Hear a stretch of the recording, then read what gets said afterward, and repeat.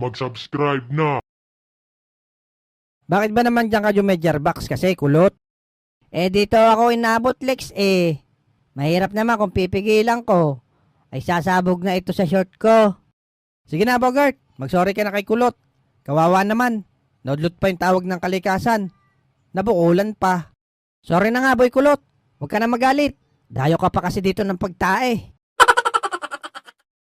Ano ba kasing ginagawa nyo rito sa pwestuhan ko?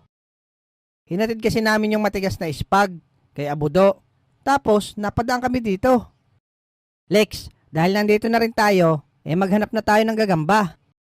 Diba, yun nga pinunta natin dito? Oh, sama na natin to si Kulot. Sige, wala naman akong gagawin ngayon. Talagang Jumedjarbox lang ako. Pero maghugas ka muna ng puwet. Ang baho mo Tsaka pasunodin mo si Abudo para may tank tayo.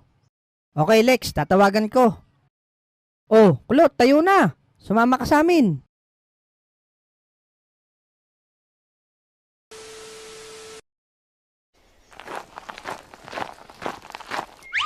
Ayos Ang angas talaga dito sa gubat, no? Ang tahimik. Sana mahanap ko rin yung hari ng gagamba rito. Maraming prutas siguro dito, no? Hoy, wag kang kakain ng kung ano-anong buwang kahoy diyan, Abudo. Baka malasong ka. Sobrang mong takaw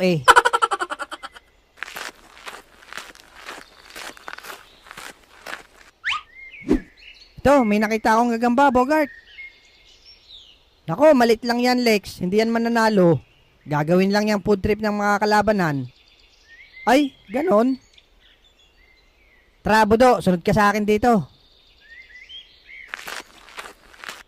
Lex, dito naman ako sa kabila maghahanap. A few inches later. Ito, malaki siguro ito. Mukhang matibay ang sapot Pag ganito, mga lodi, susundan nyo lang yung sapot, paibaba, para makita nyo yung gagamba. Yun, eto, paibaba yung sapot. Sundan lang natin.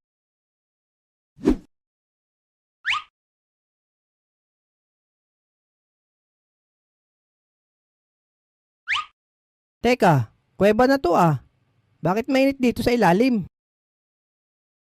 Lintik na yan Sumabit pa ata ang saranggola ko. Ikaw, hindi pala sapot yun. Sinulid pala ng saranggola. Hay, sumabit na naman. Maka-order na nga lang online ulit.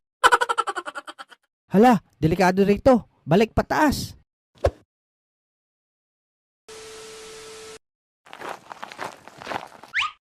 Ayun, Abudo. May sapot sa puno ng saging. Mukhang malaki yan, Bogart. Saan kaya ito nakatago? Teka, Bogart, nakalabas na ang panglaban mo. Anong panlaban naman dyan, Abudo? Yan labas na ang Dark Continent mo. Gagi, huwag ka nga magulo. Hinahanap ko yung gagamba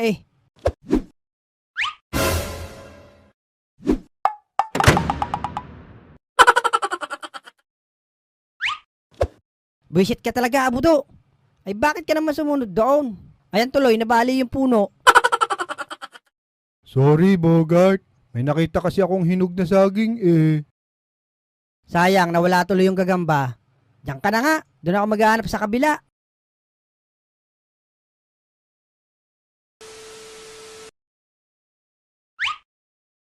Sabi ni Alex, sundan ko lang daw tong sapot.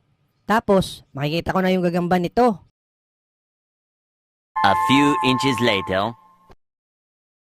Teka nga, nakailang minuto na ako sinusundan to Bakit hindi pa natatapos ata? Ayun pala, malapit na yung dulo. Botsyog siguro to, parang si Abudo. Ano to? Hindi naman gagamba to Parang bulok na rambutan.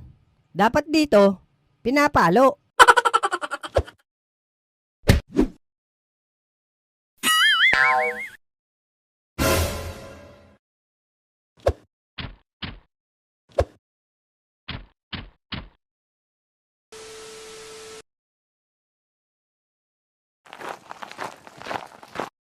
Hayop na Abudo yan. Alam na mabigat sasabay ng akyat. Sayang tuloy yung gagamba. Ayun, may gagamba. Wow, ang laki nito. gagambang bahay. Ayos, may panglaban na ako kila Alex. A few inches later. Takbo na!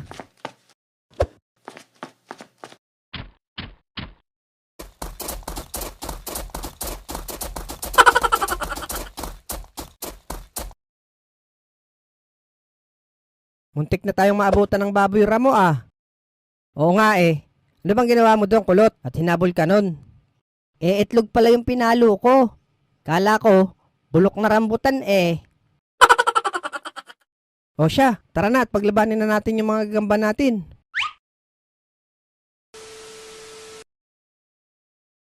O kulot, labas mo na gagamba mo. Yung sa akin naman, simpleng gagambang uno lang naman. Baka simpleng amoy tae. Oo nga ano, ayos ah, may pula sa likod. O di ba? Sabi sa inyo, simple lang eh. Ito na ang pinakamalakas kong gagamba, kulot. Putik na yan. Literal na bahay yung katawan ah. Gagambang bahay naman yan eh. Hindi lang ito basta gagambang bahay, kulot. May kubeta rin to sa loob. Grabe ba? Pati ba namang gagamba mo, Bogart? Weird. Oh, game. Ayan, paglabanin nyo na. Hoy! Wala ka magagawa sa akin, gagambang bahay! Ah, ganun ba? Tingnan na lang natin. Pagka ganitong kare-renovate ko lang. Kahit na!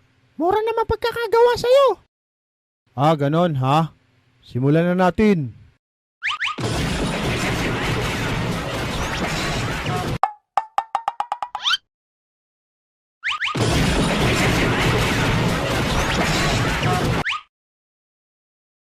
Suko na ako! Tinas ko na bandera ko! Walang ayawan. Manda ka. Etong sayo.